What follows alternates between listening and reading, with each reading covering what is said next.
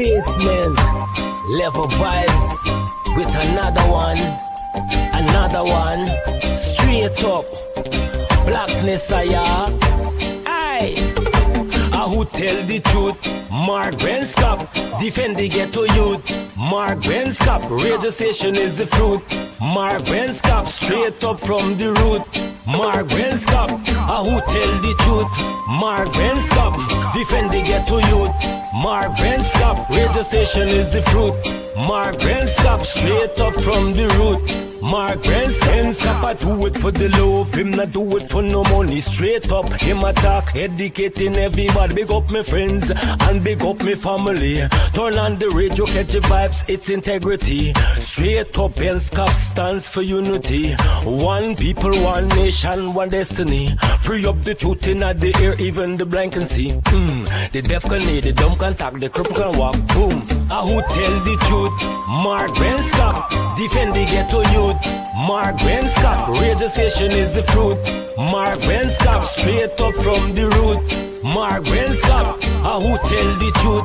Mark Benscop, defend the ghetto youth. Mark Benscop, radio station is the fruit.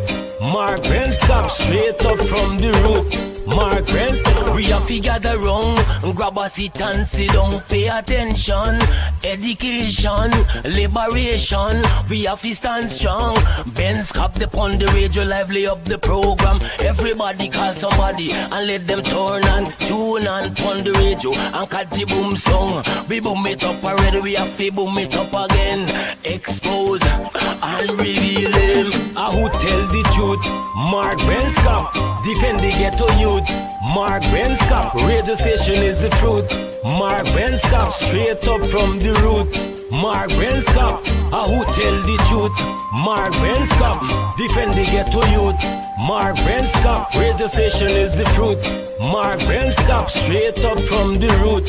Mark Benscop, I do it for the love, him not do it for no money. Straight up, him attack, educating everybody. Big up my friends and big up my family. Turn on the radio, catch the vibes, it's integrity. Straight up, Benscop stands for unity. One people, one nation, one destiny. Free up the truth in the air, even the blind can see. The deaf can hear, the dumb can talk, the cripple can walk. Boom. Who tell the truth? Mark Benscop, defend the ghetto youth. Mark Benscop, radio station is the fruit.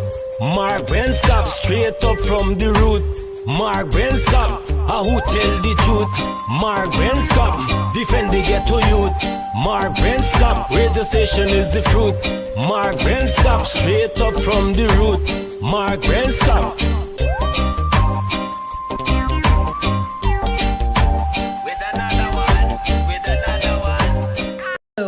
This is attorney Shellen Washington, owner and founder of the Washington Law Firm, located at 455 Utica Avenue in Brooklyn, New York.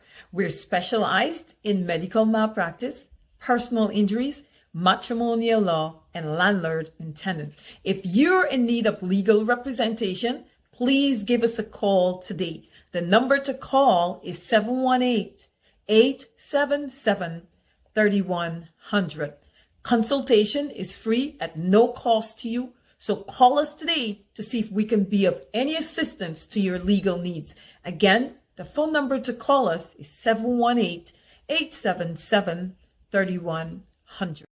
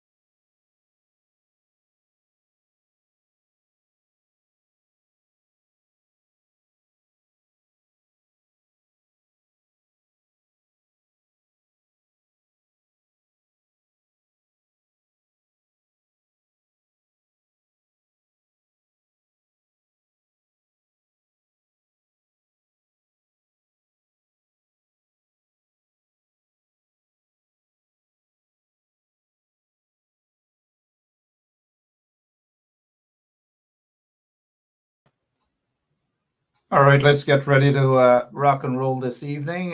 Guess what? My name is Mark Benchop, and I don't know why the operator started off with this. We just don't deal with these sort of things at all. And if our operator can kindly get this off of the screen, in case you're wondering who that is, that's the Minister of Natural Resources, and the young lady there is. Roshini Razak. She was the what is it, Miss Teen India International Pageant. She won that last year, Miss Teen, a teenager. So I don't know how old she is this year. Honestly, just don't know. The Minister of Natural Resources seemed to be keeping it natural, and it is Guyana, right?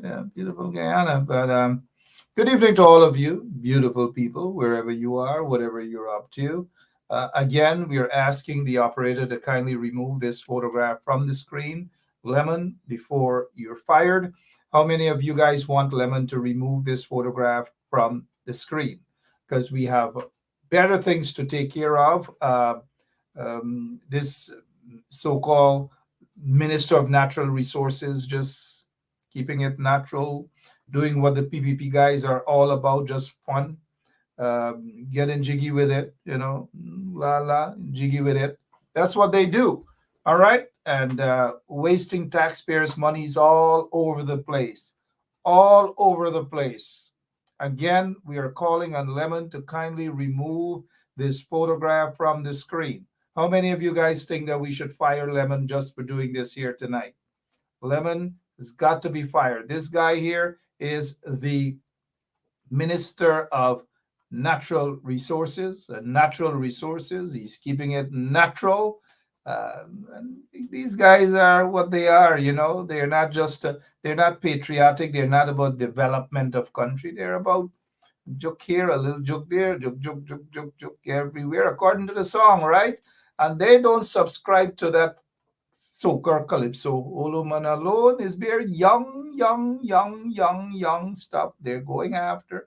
Very young little girls, little girls. Good evening to you. My name is Mark Benchap. We're going to rock and roll until 10 o'clock this evening. I have with me, we should have the former mayor, Hamilton Green, with us. Also, the current mayor of New Amsterdam, Mr. Wainwright McIntosh, is going to be with us. And we have former minister of lots of things, right? Former Minister of Education, is it? Correct me. Mr. Danny Ainsworth is with us this evening as well. And later on, we should be joined by my sidekick, either Miss Washington or Mr. Caesar, more likely Mr. Caesar, right, Lemon? But let's say good evening to the Honorable Donald Ainsworth, or Ainsworth, as they say in Guyana. Good evening to you, sir. Good evening, sir. Thanks Long for having time, me. Thanks for accepting our invitation. Good to have you here. Long time no see. Former Minister of Education. My last appointment was in Ministry of Housing. Ministry of Housing, and that was under Desmond Linda. Hoyt. Oh, Mr. Hoyt. Yeah. Mr. Hoyt. All right. Good. We get that straight. What were some of the other portfolios you held under the PNC government? Talk to us. Talk to the young people. I was Parliamentary Secretary in the Ministry of Education, Minister within the Ministry of Education, that's under Forbes, Burnham, and Minister of Housing under President Hoyt. All right. So under Forbes Burnham, President Burnham, and of course, as you would know, the nation celebrated, and the party, the PNC, celebrated the, remembered 38 years death anniversary of Forbes Burnham. You worked under President Burnham. Describe the man for all of us, those of us who don't know him personally, and for some of us who claim to have known him personally. President Burnham, our founder leader of the People's National Congress, was an extraordinary human being, patriot par excellence. His major focus and interest was in the development of the nation, where we looked into the interests of all Guyanese. As he has said on many occasions, every ethnicity, every race, every Guyanese was important to him. And his major focus was to ensure that we all participated in the development of the nation. He was a strong believer in the independence of the nation, and he was not prepared to be the puppet of any nation or sphere, whether east nor west.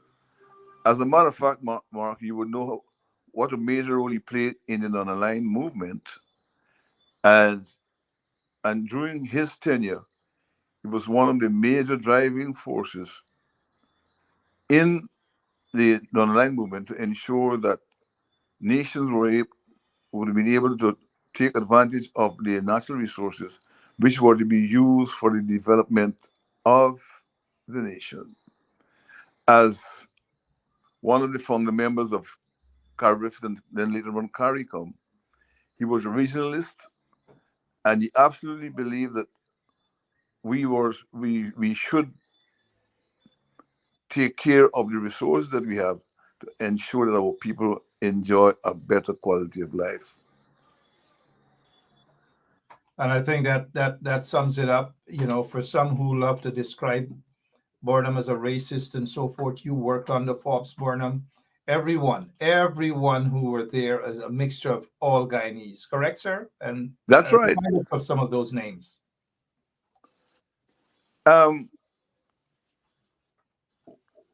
We had, when I worked with Mr. Burnham, we had people like, I think Stephen Ryan used to be the speaker. Stephen Ryan was Minister of Works, and at one time he was a Vice President.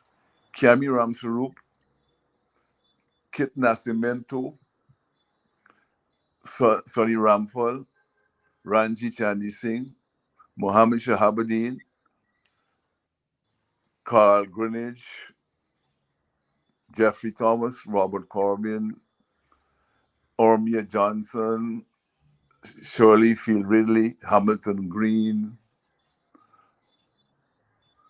Agnes Ben Curtin, Holder, Yvonne Haywood Ben. These were some of the names that come to mind who held ministerial posts at various times. As a matter of fact, Mr. Burnham ensured that every gender, race, age group was represented. We had young people like Simpson de Silva, who was appointed Minister of Agriculture when he was just 25 years old. I myself had my first appointment when I was about 29. You had people like Mark David who were 27. We all were given serious responsibilities at a very tender age. And so we were able to work and represent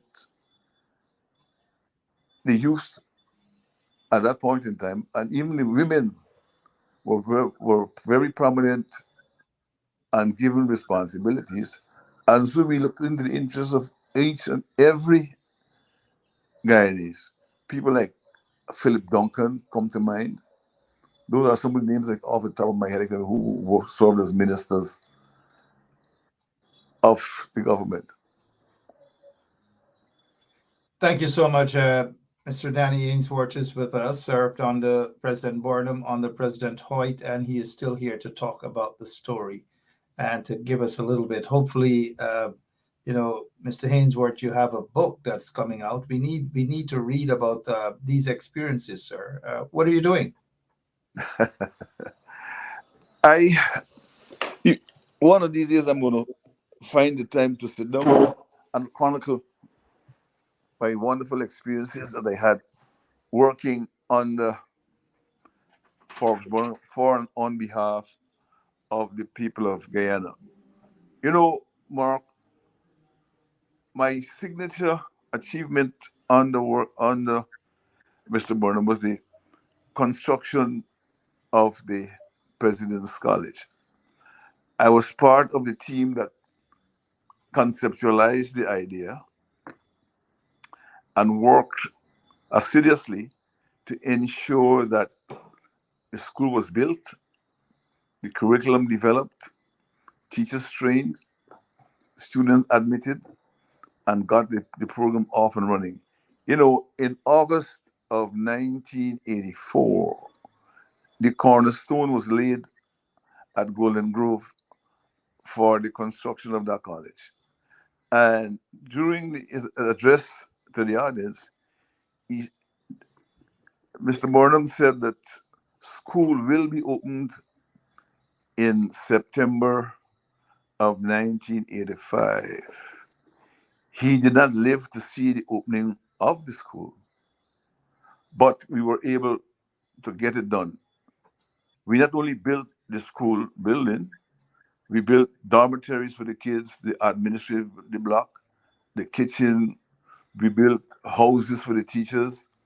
We had to put in roads, water, and we had to have food on the campus when those children entered school. We had to have teachers trained, the curriculum developed. And in doing all of that, we were able to save about $13 million on that project.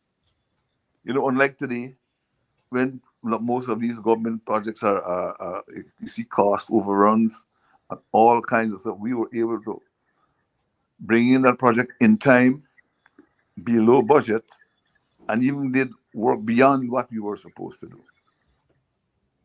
And not only that, too, Mr. Ainsworth, is that it's the longevity of those works, unlike Well, what you see now. that's right. You see, at that time, we had people who were serious about the development of the nation. What we were trying to do is to give our young people the best chance to realize their potential. And therefore, you had to provide them. Remember, we were talking about a school of excellence, eh? And excellence had to be demonstrated in every sphere of activity. The roads to get into the building, the classrooms, everything had to be top class. And because we had to give our children that confidence that they can do, and they can and work to excellence as a matter. Some of the people off the top of my head who I remember were among the first students of the President's Club, people like Tucson Boys, Mahindra Karpin, the guy who's in charge of the heart. Let me just pause for a quick moment to just welcome His Excellency, former Prime Minister of Guyana, the Cooperative Republic of Guyana, former mayor, the man who has sat there for mayor for the longest while. Many years he sat there. I begged him for a year or two. He didn't even get up there, but he's here with us this evening. Mr. Hamilton Green, good evening, sir. Can you hear us? Can you hear me? Yes, I'm hearing you now, Mark.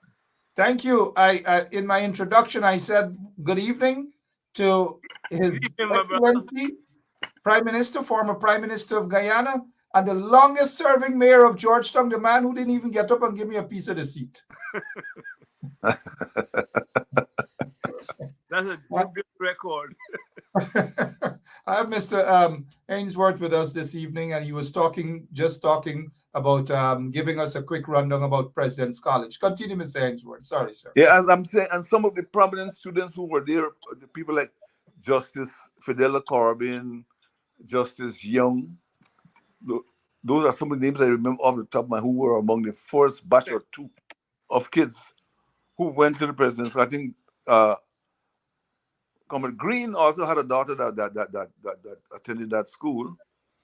My two sons were there. Rashi Jackson had a son that was there. What's his name? Rashid. There were kids from all across Guyana who came to that and did exceptionally well. And the objective was not to segregate against any ethnic group. All students were allowed. You just you got admitted based on your ability. The results of the and they now call it National Grade 6 examination, 60 students of the top 2% were selected to attend the college. Once the results were had, offer letters were given to them, then they had a essay they had to write, and some other evaluation had to be done to fill those 60 slots. So it was a question on performance. Had nothing to do with affiliation, whether it was political, religious, or anything. It was based on performance. We were talking about excellence, Mark. And if excellence is the hallmark, then you have to be objective in what you do and create the conditions for young people to perform at the highest level. Well said.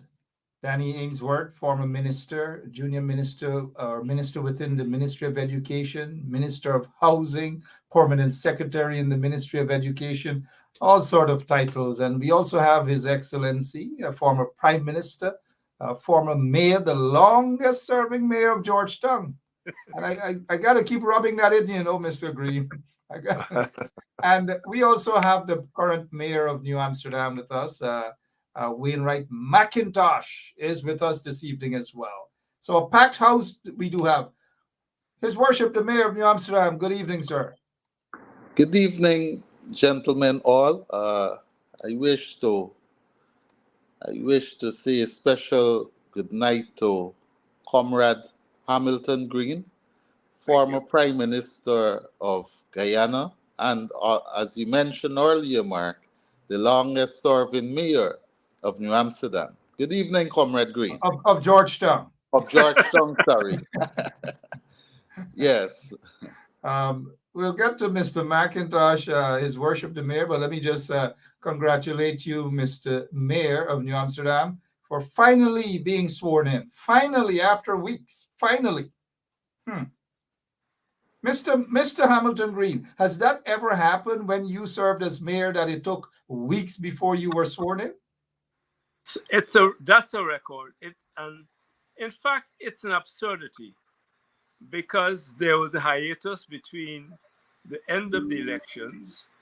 The mayor who was in place before was precluded and prevented from doing his work. In fact, he was asked to leave the office.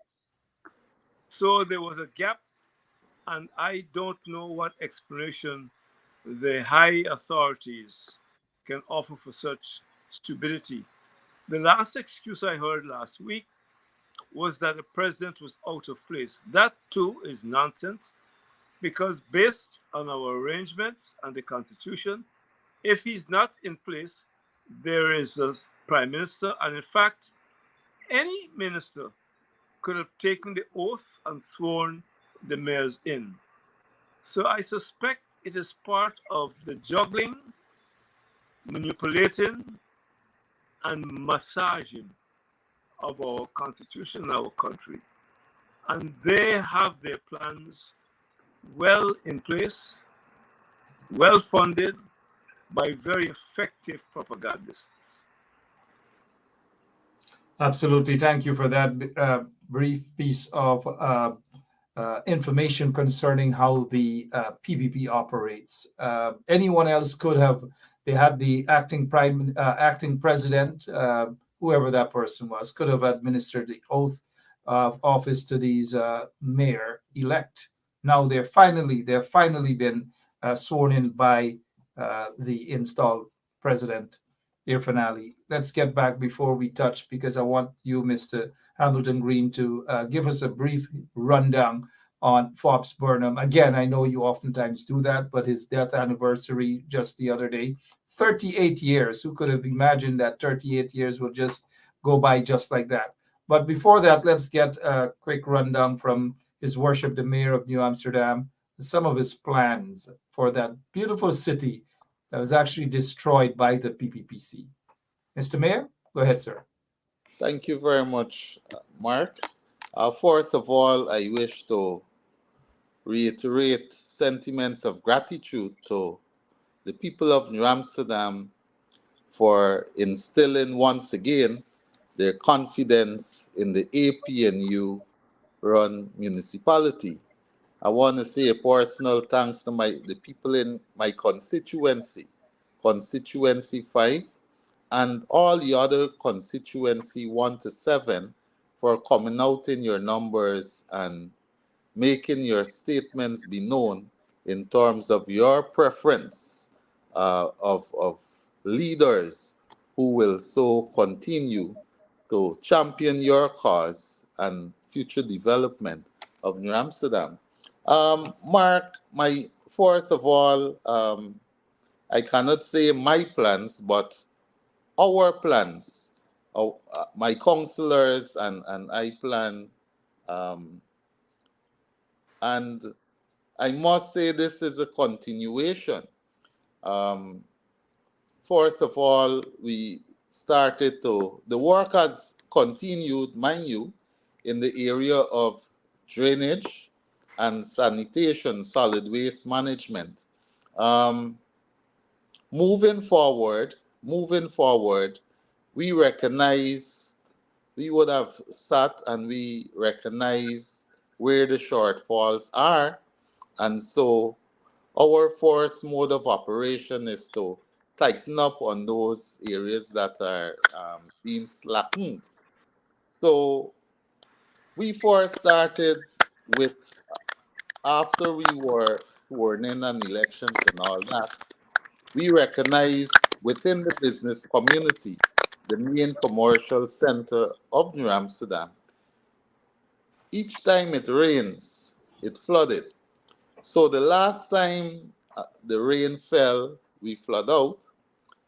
I decided to get into my long boots and I wanted to experience, firsthand experience, what the people in the business community experience during rainfall and flooding.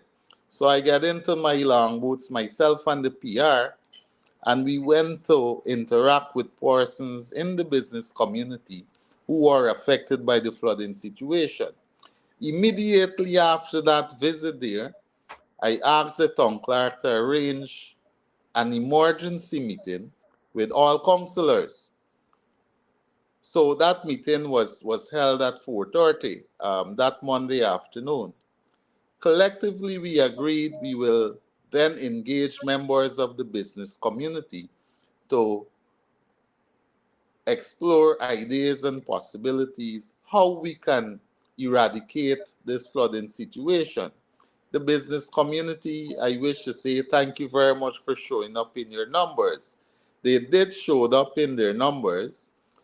However, while all the councillors would have met to discuss the way forward, 3 councillors from my side, they were engaged otherwise. I think 2 of them were out of the jurisdiction. Another was not feeling well, down with the flu. When we had that meeting with the business community, I must say how saddened I was when I look around. It was just the PNC councillors sitting around the horseshoes to interact with members of the business community. Nevertheless, we proceeded. We had a healthy discussion on the way forward, and it was agreed unilaterally by members of the business community that we will commence work Sunday of the new week. So we did press on. We did started work through Pitt Street, following with the assistance of spirit-minded citizens, joining members of the business community. We had one religious denomination there, the Universal Church. They too joined the fight in terms of reclaiming the drainage structure. And what we recognize is this. We recognize the contributing factor was heavy littering throughout that commercial zone. There we found plastic bottles by the ton. Um, styrofoam boxes, and you can name it, builders' waste, all that came out after the silting sections of Pitt Street. Right? On that very day, myself and the deputy mayor as well, and some other councillors, while that was happening, we decided to free residents of their residential waste, and to some extent commercial waste. And that was all part of our manifesto to improve in the area of solid waste management and to reclaim the drainage system so as to alleviate flooding. Apart from that, we also joined residents in Cadarsville, that is the deputy mayor's constituency. So they had a team there, was conducting self-help. And so we joined that team. We service residents, bin, and so on. Yours truly would have put on the persona of a driver for the New Amsterdam municipality, just to ensure we would have taken that service to residents on the weekends. Because, mind you, our staff work Monday to Friday. So we just decided, you know what, we're going to go the extra mile. And so we wish to, I wish to say, we will be continuing this drive until we reclaim the drainage system and to improve in that area of solid waste management. We have to work on adequately staffing the health department, because we're only having 2 laborers in that department there to service this big town of New Amsterdam in the area of solid waste management. And if you can stick a pin there, please, Mr. Mayor, His Worship. We are so glad and we are impressed that, yes, you guys are tackling the drainage situation there in New Amsterdam. And that reminds me of a very long time ago, when I was a little boy and visited New Amsterdam. You could see all the water in the gutter. Everything was just clear. The streets were clean. And sadly, I have to say, for 23 years, the PPP destroyed that township, destroyed New Amsterdam, destroyed the Stelling from Rosignol to New Amsterdam. They destroyed everything, the economic livelihood of that town. And I am impressed to hear exactly the direction that you guys are currently heading. As the mayor of New Amsterdam, we know that you guys will do well. But if you stick a pin there, let's head straight over to the former mayor of Georgetown, who would be able to briefly give you some advice based on his experience as mayor of Georgetown. Mr. Hamilton, while you do that, when you're done giving that advice to His Worship, the mayor of New Amsterdam, we want you to get straight in and spend a couple of minutes talking about Forbes Burnham, the man, and his contributions to the nation. Mr. Green? Allow me to make a brief comment on what Mayor Mark said. Let me congratulate him first of all.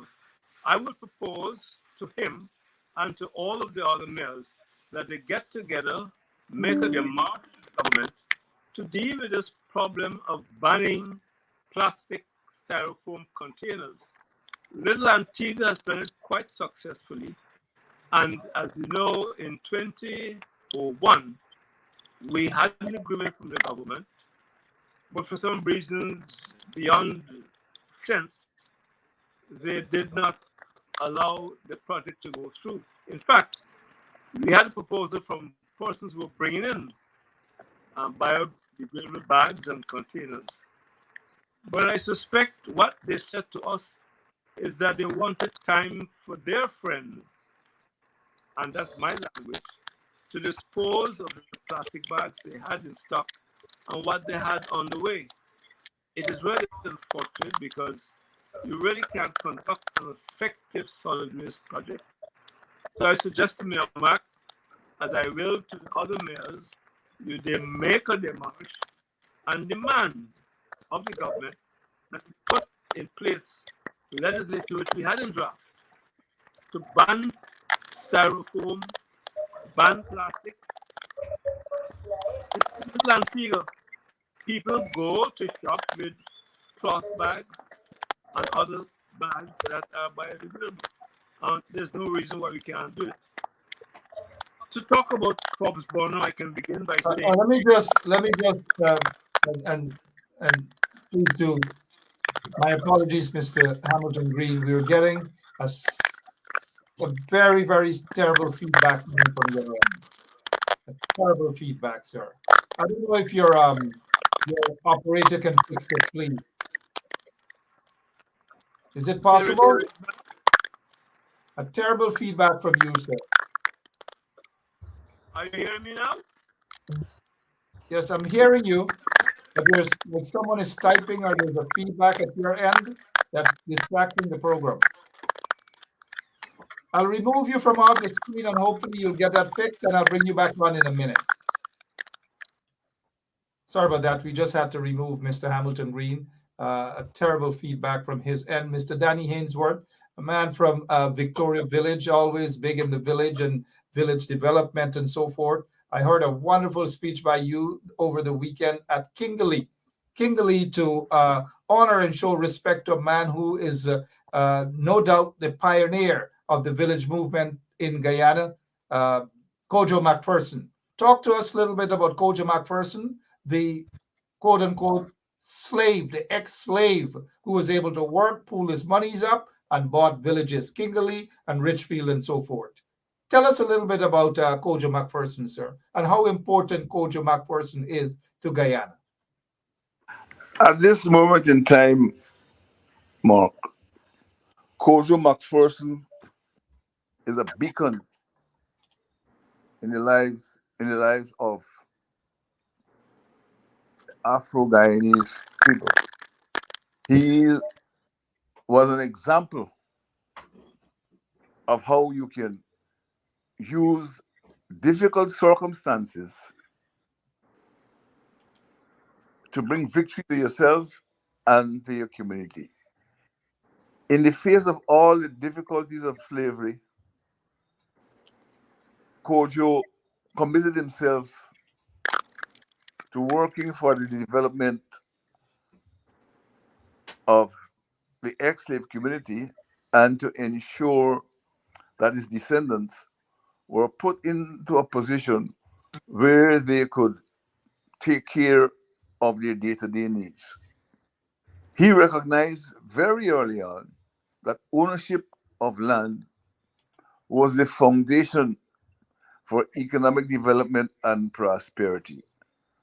And hence, he organized to purchase the abandoned estates of Kingley and Phoenix.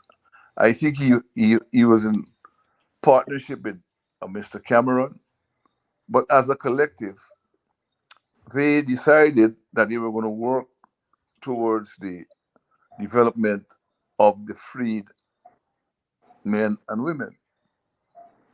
When we look at the history of places like Kingley, what is sad is that the education system over the years did not inform us about the Kojo McPhersons of Guyana.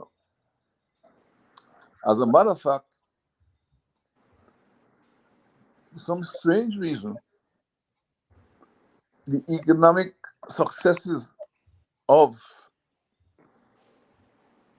our ancestors was hidden from us. And what we recognize as we do the research these days, we are finding that the slave masters in cahoots with the British government at the time, even though they said they were freeing us, they were determined to keep us in subjection. And therefore, we were never allowed to independently develop our villages and estates. When you look at the history, you will see that they wanted to have the ex-slaves go back to work on the estates. And so what they did, they flooded the lands and made it almost impossible for people to produce their own food. Then they brought in the Chinese, Portuguese, the East Indians. all to ensure that the freed African people would have always been at the bottom of the social and economic ladder. They deliberately sabotaged the drainage system and made it impossible or virtually impossible for folks to work.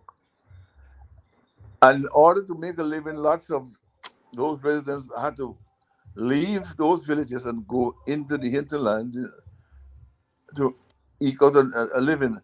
And that weakened the family structure and caused unnecessary hardship for folks. But he persevered. The land is there. And so what we need to do is to use Kojo's legacy for there to be a renaissance of economic activity and prosperity to these villages. We have a responsibility to interact and to interface with all the villages and let them know that there is enough that can be done within the villages where we can provide for our means of going to day to day. You see, Mark,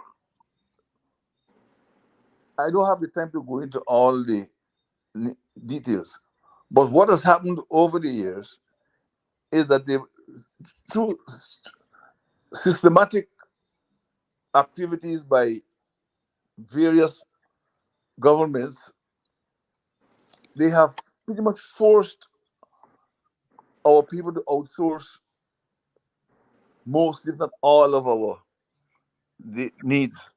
As a matter of fact, as I told the group at Kingley on Sunday, the only activity that we have not outsourced yet is our conjugal activities within in the bedroom.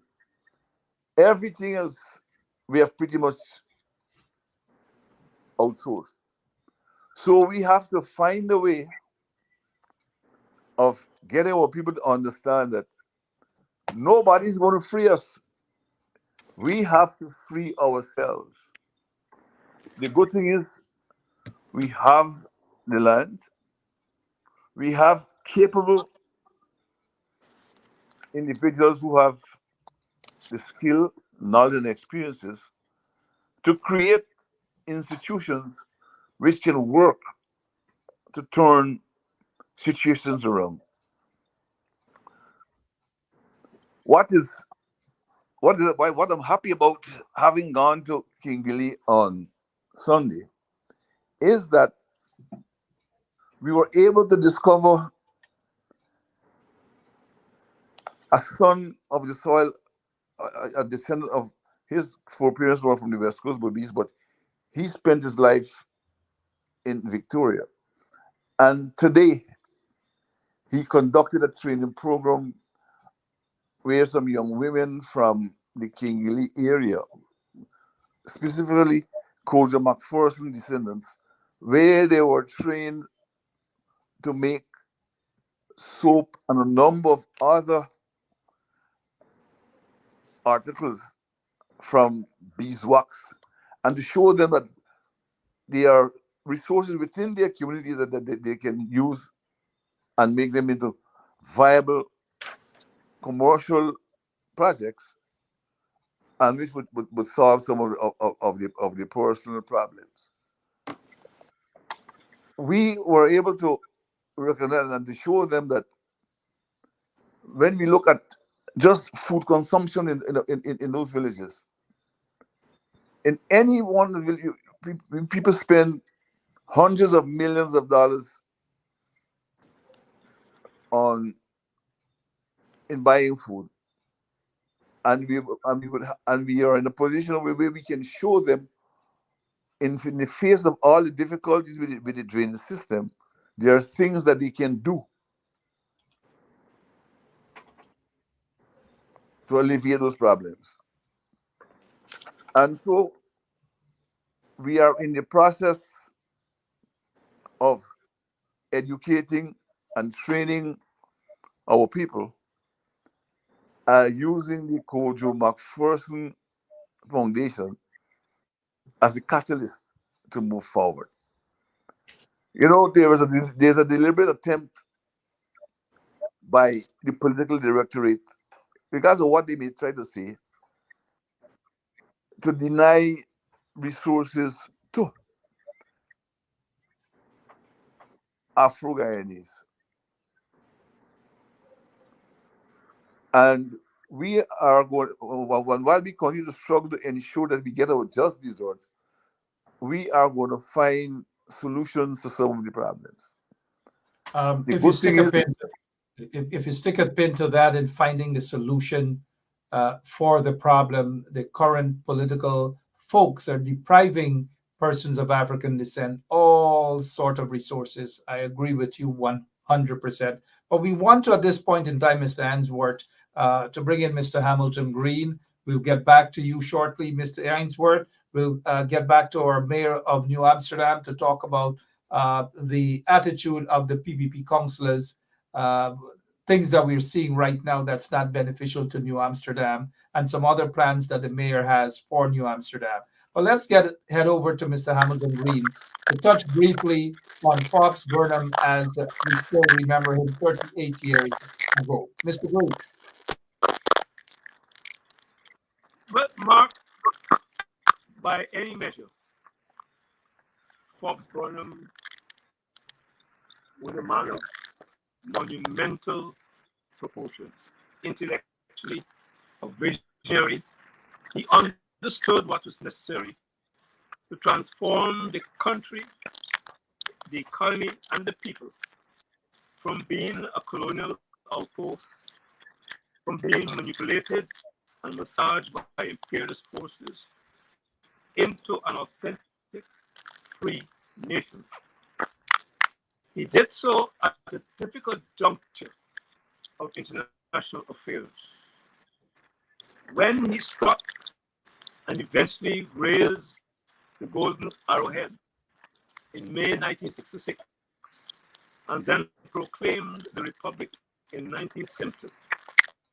It was in the midst of a vicious and destructive Cold War, with the two titans struggling to gain not only the resources as we see happening now of countries like ours, but the minds of our people. In that sense, Burnham constructed, first, he moved to do what is vital. His idea to make education free from kindergarten to university is unforgettable, and fantastic. The idea there was to give our young people an equal opportunity to access new technologies and to be educated to cope with a rapidly changing world. He articulated the FCH program, Feed, Clothe, and House. And the order was not by accident. He knew that we were land resources, we could feed ourselves. And he ensured, even though there were difficulties, our people learned to eat what they could. And I was very glad and tingly they served beautiful method with ground provision from the soil, coconuts from the soil, and they even gave us strips of cane and bits of fish, all from the soil. A fantastic representation of what Kojo wanted to do and what Burnham started to do.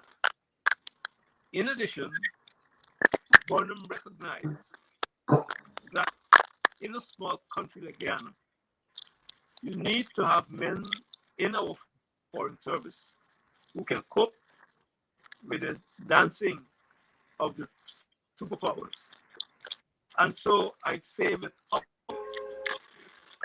contradiction that Burnham had best foreign service ever in this country. And we call some names. So I know Mr. Mayor, Mr. Hamilton Green, if I can just again inject it, myself here. I just have you know that we're still experiencing some terrible, terrible feedback that's distracting the entire program. Never before have you appeared like this. I know you're a man always with a good laptop, a good phone, but it sounds as though it's either raining or probably using a mango filter. Who knows? What's happening, Mr. Hamilton Green? We'll have to remove you from the screen. Sorry about that, guys. We just have to, we must apologize. We have to remove Mr. Hamilton Green from the screen. Serious, serious feedback. Mr. Mayor of New Amsterdam, please talk to us. We know what the PPP has done for 23 years to destroy that beautiful town. We heard some of those PPP guys, some of them who jumped into the PPP's bosom, so to speak, for some may say, and maybe rightly so, opportunistic reasons. They're not as active as they were during the course of the elections, which suggests to all of us that they have no good intention for New Amsterdam. Outside of that, though, talk to us briefly a little more about the beautiful plans you guys have for New Amsterdam. Yes, thank you once again, Mark. And so I was on the subject of drainage, drainage and solid waste. I want to move away from that a little bit.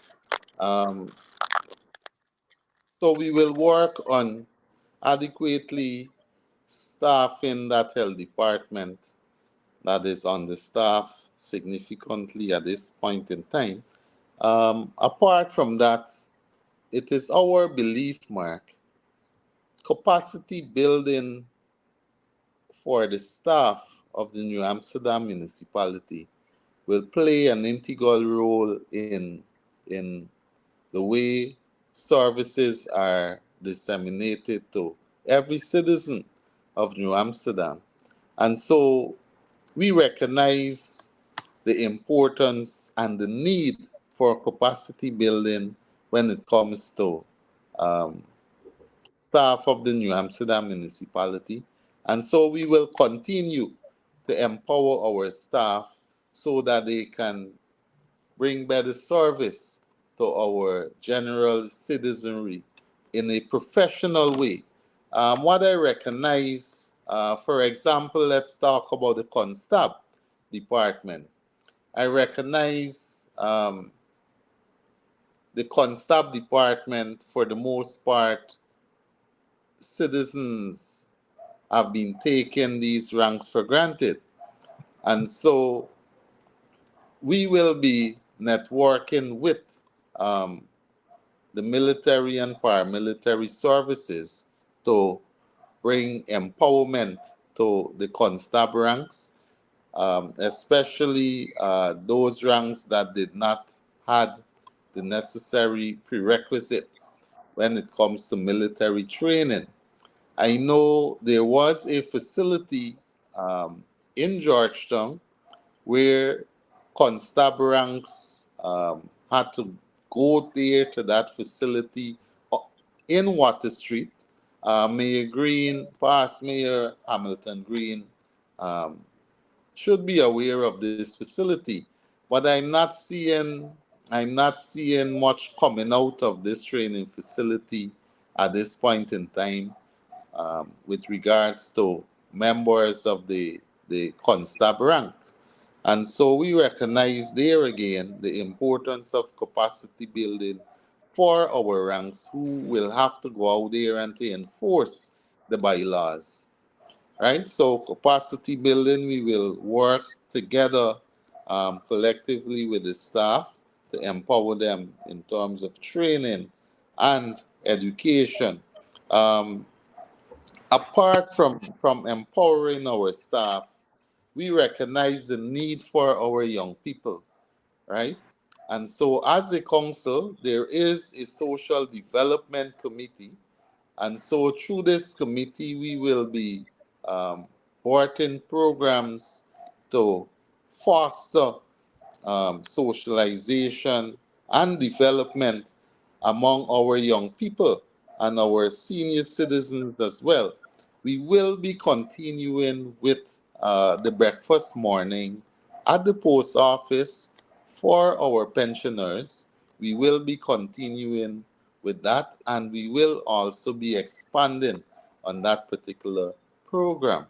Outside of that, we recognize the need um, to foster economic development among our citizenry. And so, there again, we will be um, networking to bring development in terms of small businesses, those small business owners. We will bring development in terms of basic training and in entrepreneurship and all that. So even our young people who are interested in starting their own businesses, becoming entrepreneur, we have a program coming on stream for small business development. For example, um, I wish to refer to a boulevard. um, we have the drawings and aesthetics. And so in this council, we will be executing that project. Now, what this project does is to construct business incubators. At this facility, it will serve two purposes: business, for those interested in opening their small businesses, they will be these facilities will be built, and so persons will be encouraged to rent these facilities, pay a rent at the end of a week, the month, or whatever, after signing that memorandum of understanding. At the completion of this project, it will also serve as a recreational hub for persons who want to just go out there and to relax and to browse the internet and so forth. That project will be coming on stream, and it's a very strategic project to bring development to New Amsterdam. Um, During our campaign manifesto, we would have also campaigned to enhance our taxation system, meaning every property owner will be given or will be assigned an ID. And so they will be afforded access to check on their balances, outstanding rates and taxes, whatever. They will be able to tap into the municipality database and to track their rates and taxes to see how much they owe or if they're finished paying and so on. And so the general plan is to work with every stakeholder, every citizen, every boy, every girl, every man, every woman to make New Amsterdam a beautiful and viable town to live in. You know, Mr. Mayor, we're happy and we're pleased to hear your plan, the plans that you have along with your team.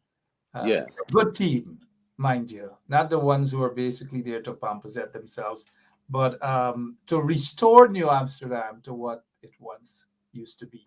Mr. Ainsworth would know about New Amsterdam, beautiful New Amsterdam Stelling, beautiful streets in New Amsterdam. Mr. Green, the same. But let's head back to Mr. Hamilton Green. Seemed to have fixed his phone system. You were talking, wrapping up there with talking about Burnham had the best foreign service ever in the history of Guyana and possibly the Caribbean. But I also want you to touch a little bit. I saw you there at the event to honor this great man, Kojo McPherson. Um, Talk to us a little bit about that and how important Kojo McPherson is to the village movement all across Guyana and how important he is for Guyana.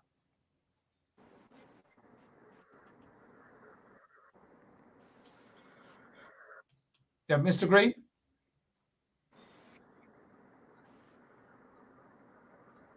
Mr. Hamilton Green, can you hear us? Can you hear me? Mr. Green, we're not hearing you at all now. Not sure what's happening. Can you hear me now?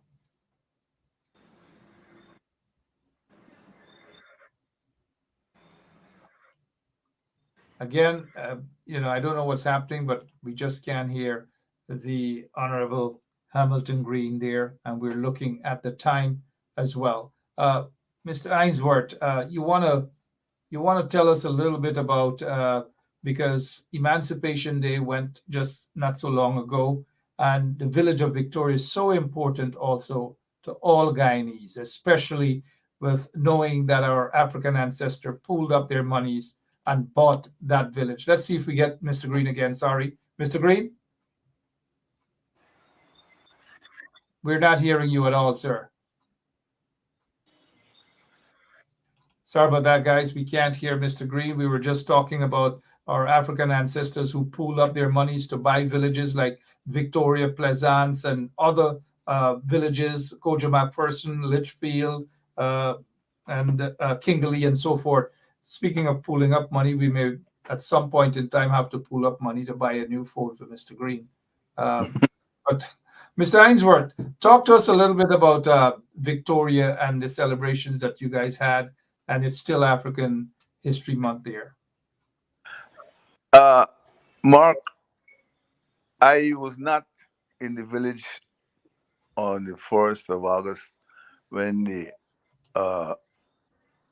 celebration actually took place. So I am not in a position to accurately report. I knew they would have had, but I didn't have a chance to actually experience what went on. And I wouldn't want to give any false information. Fair enough. Yeah. Fair enough. But how rich is Victoria, though, and important it is a village that was actually bought by African ancestors? Well, when you look at Victoria,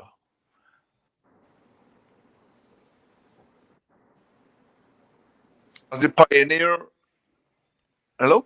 Yeah, we're here, sir. Yeah. As the pioneering village in... I'm absolutely not sure what's going on. We may have to, Mr. Mayor, New Amsterdam, we may have to just sprinkle a little lime and do some praying and something like that for this evening here. I'm not sure what's happening, but I know, Mr. Mayor, you have had a very busy day, a busy week after being sworn in and so forth.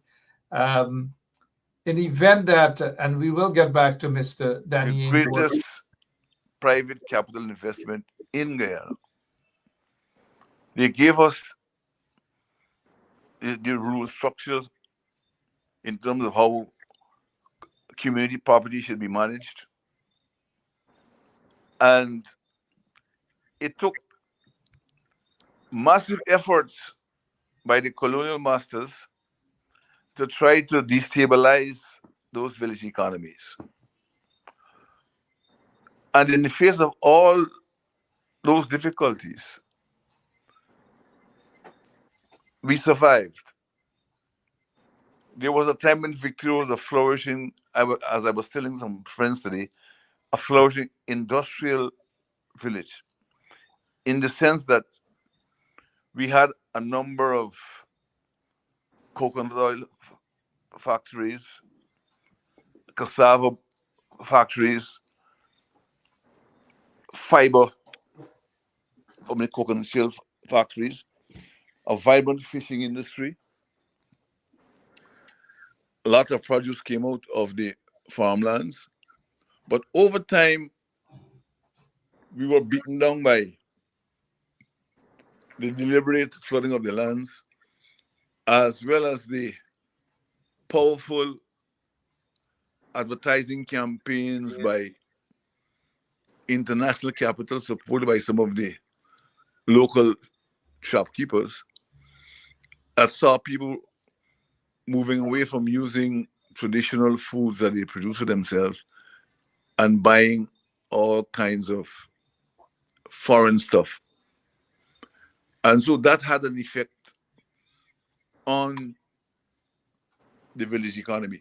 But the wonderful thing is that over time we were able to, around 2010, we started what was known as the Endaba, where we would have a meeting of the villagers where we would come together and plan for activities to improve the quality of life in the village. And in our exchange, what we discovered is that we have the basis on which we can become self-sufficient in so many different ways, create employment for our young people while satisfying our day-to-day needs. The wonderful thing is that many of us in the village recognize that he who feeds you controls you. And so we have in place a proper plan now to ensure that, first of all, we plan to be able to, increase the amount of food we produce in the village and to reduce our dependence from people from outside of the village. We did an informal survey, and we found that in Victoria alone, we spend over $500 million on food only. And we hope that by the end 2024, we would be producing at least 25% of that food bill, which will create wealth, which will then allow us to move into other spheres of activities. But in the face of all these challenges, we find that villagers from all across the Ghana and the world have been coming back home and have been pitching in a lot. As a matter of fact, today there was a training program like that where people from Kingley and from Victoria were exposed to making value added to the bees wax and from the honey. And this was done by a Victorian who's a professional beekeeper in England. He conducted those training programs today, and he's due to come back to do some other stuff.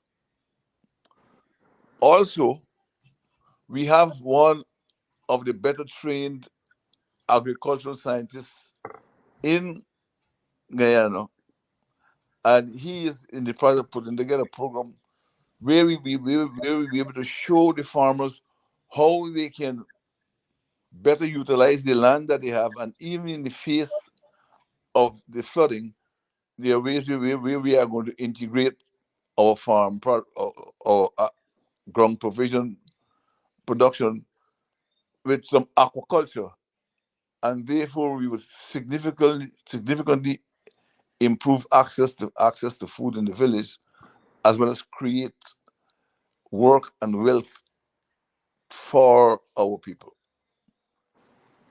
And so, in the face of this marginalization by the present regime, it is creating opportunities for us to become independent and to create wealth. It doesn't mean that we don't have to stand up and fight to get access to our patrimony. You find, Mark, that nobody is going to free us. We have to free ourselves. We have to advocate and confront the administration. We also have to mobilize our people to keep the pressure up and ensure that things happen and happen quickly. Um, And quite great a point. few of the solutions to our difficulties in the village, the answers are with us. And we are continuing the educational process so that we can raise the consciousness of our people and let them recognize that they have the answers, that they have the ability, and we can overcome whatever challenges we face at this time. And before I go, Mark, I want to say something to you. Sure, sir. The experience of the slaves who pooled their resources and bought Victoria was instrumental in the freeing of the slaves in North America, I'm talking about in the United States and in Canada. Because when you look at when Abraham Lincoln wanted to free the slaves in the United States, he sent the Secretary of State over to Canada in an area called Buxton. And what they had done, they had gotten together and, well, they had given, I think, they put 25 acres, but all the rules that they had for managing that area in Canada were a mirror image of what had taken place, had been done in Victoria. As a matter, the Presbyterian minister who was responsible for that province in Canada, he had served in Guyana, and he was transferred to Canada, and he, I think, brought those rules and regulations, which showed that the slaves could organize to free themselves and to provide for themselves. So Abraham Lincoln learned from those people and then went back and put in place mechanisms to begin to free the folks in the United States.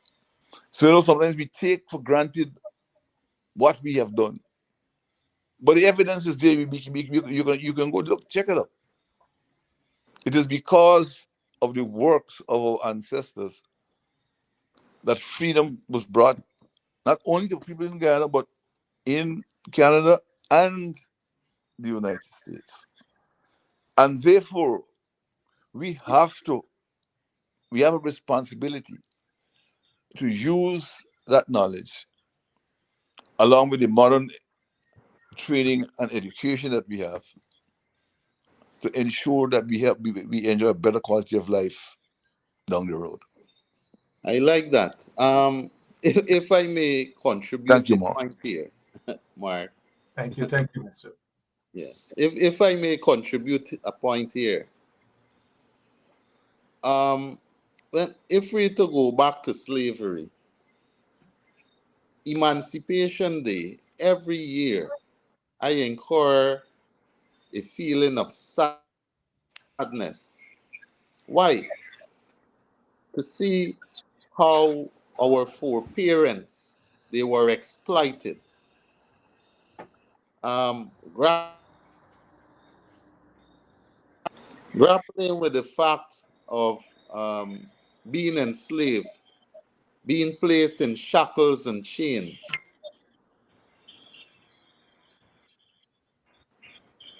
It's a sad experience.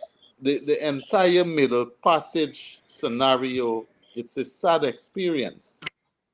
But I salute our foreparents in that they would have left a blueprint for us. And we as a people, if we to only follow that blueprint, we will be economically and viable sound. Because I tell you what, the box hand started in West Africa. And it was not only a box hand, but it was a mechanism um, being put in place for economic liberation. Given the fact that our ancestors, we were able to purchase villages, not just one, not just two, but villages. And so what I find in the 21st century, we losing that sense of um of pride among our people, and we instead of liberating ourselves, we're being lured into becoming dependent beings. And so this year's emancipation, I made a conscious call to Guyanese to become liberated using the framework that was placed as an example for us to follow. And like Mr. Ainsworth, I like what's happening there in his village, in his home community, where persons are being encouraged to become self-sustained, self-reliant. And I love the education aspect of it. And so we have to now implore on our young people to run with the education and to become economically viable, to become self-sufficient, right? And going down that road will lead to economic prosperity.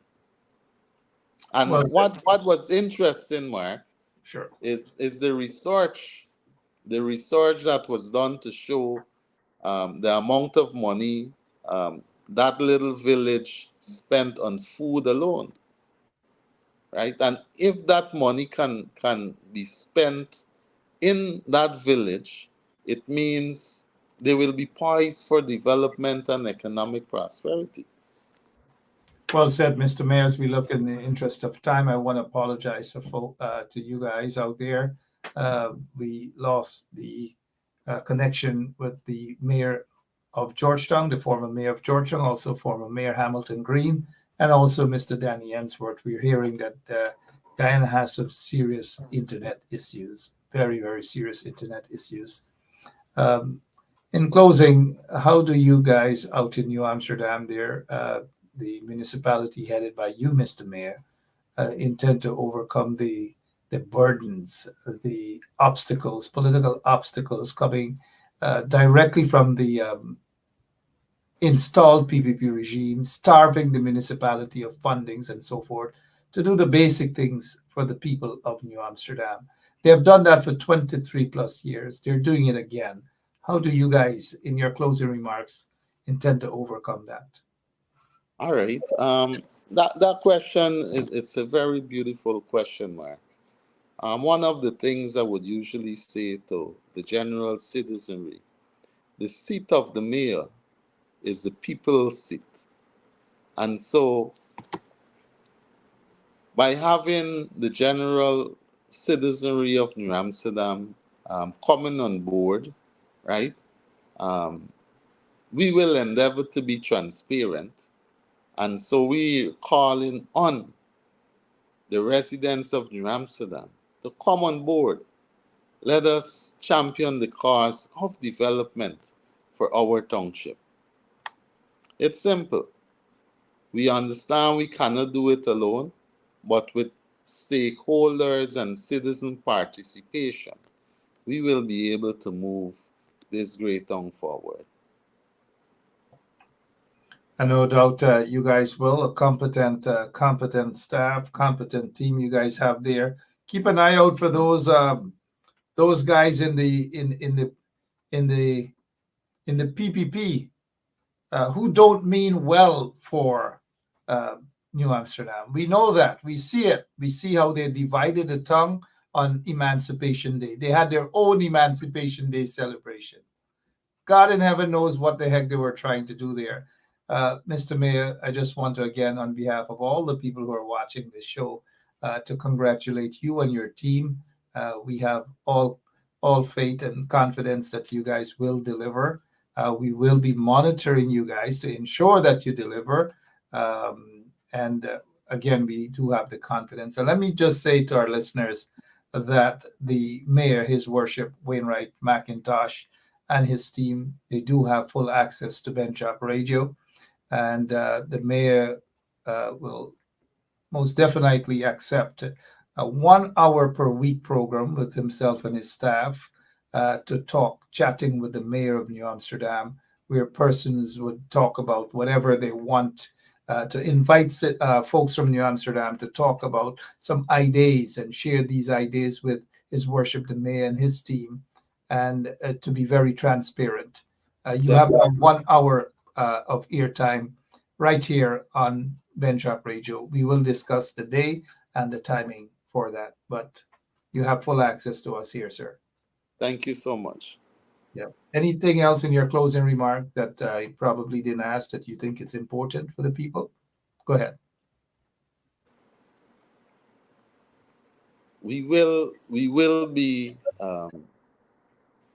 transparent in every aspect of the municipality, and we do invite citizens, leave a comment, leave a suggestion, positive suggestions on how you would like to see the town develop. What new initiatives you would like to see being implemented in the area of market, in the treasurer's department, in the solid waste department, in the constab department. Suggestions are being welcomed, coming from the general citizenry and even our folks in the diaspora. I wish to say thank you very much for your support and encouragement as we move this great tongue of us forward. Thank you all once again. Thank you again, Mr. Wainwright McIntosh, His Worship the Mayor of New Amsterdam. And I hope what's going on with the chain? The PPP guys gone with it? The ceremonial chain missing? It's gone? That's it? Well, I tell you what, while that chain has been misplaced, when that chain was misplaced, Her Worship, the Mayor of New Amsterdam, the then Miss Winifred Yearwood, she was on vacation leave. And so, what I know for sure, there was a tour happening in the chambers of the New Amsterdam municipality. And so, while I would have made requests for that chain to be used to demonstrate to the students on tour in the chambers of the council, that chain never reached to the deputy mayor's desk or office, right? And I was there for the past 5 years, and I've never interacted with that chain on a personal basis. I'm not aware where this chain is being kept. I was told it was kept in the vault. I have never seen the vault, right? And I will be engaging the police as they conduct their investigation. But the fact of the matter is, Mark, we don't know for sure when this chain went missing, if it went missing on the day of the request, a month after, 2 weeks after. That is where the police will have to come in and to do their investigation. But the fact of the matter is, if that chain is found, I will not be using that chain. I will not be putting it around my neck, because I'm saying it is very malicious of an act, and we must find the perpetrator of this crime. Thank you so much. I hope you guys do. Maybe you guys should start checking at Freedom House right here in New Amsterdam. Anyways, Mr. Mayor, thank you so much. Looking sharp. And as always, it's a pleasure chatting with you here on 107.1 FM. Thank you, sir. Give my regards to your entire staff. God bless. Sure will. Thank you. God bless. His Worship, the Mayor of New Amsterdam, Wainwright, Washington. And my name is Mark Benchop, host of Straight Up on 107.1 FM. And you are the beautiful members of the audience. Again, 30 minutes over our time. You guys were able to stay up, most of you with us. Some already knocked out in their couch or in their beds or wherever. What else? Tomorrow evening, Dr. David Hines is going to be with us. Dr. Perry Simpson de Silva is going to be with us. And some other beautiful guests will be with us as well. Of course, Wayne Caesar and Miss Shalon Washington. So maybe we'll have a marathon for tomorrow evening. But for now, My name is Mark. I've got to go. You can tell that I really have to go, right? God bless you all. And very soon, maybe in a couple of days' time, we'll have a new U.S. ambassador to Guyana. You already know who she is. And congratulations to Nicole. The Minister of Natural Resources, seems to be keeping it natural. Natural. Who is that? Teenager? Are you kidding me? All right, Kojo McPherson, the man who pioneered the village movement across Guyana. We'll talk about this all week. A little piece of information every week about Kojo McPherson. God bless you all, and God bless our beautiful country. See you tomorrow. Those of you who are celebrating your birthdays, happy birthday. Anniversary, happy anniversary. If you are mourning someone, our condolences to all of you. We're mourning the death of democracy in Guyana, the death of development in Guyana under this corrupt, rigged regime. See you tomorrow. So, this is attorney Shellen Washington, owner and founder of the Washington law firm located at 455 Utica Avenue in Brooklyn, New York. We're specialized in medical malpractice, personal injuries, matrimonial law, and landlord and tenant. If you're in need of legal representation, please give us a call today. The number to call is 718-877-3100. Consultation is free at no cost to you. So call us today to see if we can be of any assistance to your legal needs. Again, the phone number to call us is 718-877-3100.